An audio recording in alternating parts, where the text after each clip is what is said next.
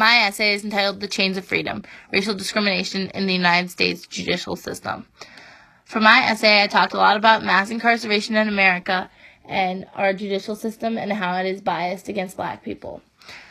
For my thesis statement, I used currently the judicial system functions in such a way that more frequently incarcerates black Americans for longer periods of time based on assumptions made due to racial bias. I used the Netflix documentary, The 13th, Michelle Alexander's The New Jim Crow, The Mass Incarceration in the Age of Colorblindness, and the book Privilege, Power, and Difference by Alan Johnson to support my claim.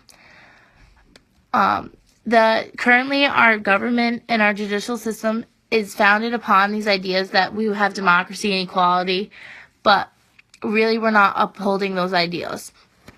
Clearly in our judicial system, we have bias, and one of the examples of this is the Burgundy-Ponce versus the United States Supreme Court case in 1973. In this case, the court determined that it's legal to use race as a factor when deciding who to stop at traffic lights. Stopping people based on race should be a violation of the Fourth Amendment. However, in the book, an officer stated, "We do not racial profile, we just stop people based on race."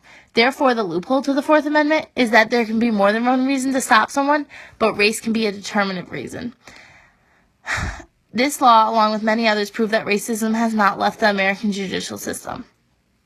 This is a big problem because it clearly shows the bias against black Americans when we're trying to uphold equality. America has one of the largest incarceration rates in the world because of the way the prison system is set up. The American people are suggested to plead guilty to innocent crimes and spend their lives in jail for trivial infractions without even seeing a lawyer. In some cases, people who are mentally ill or speak little English are unable to receive adequate legal help, and they just are forced to plead guilty to crimes. This leaves millions and hundreds of millions of Americans stuck in jail, hundreds of thousands, stuck in jail, and this has increased since the drug war. This is a big problem.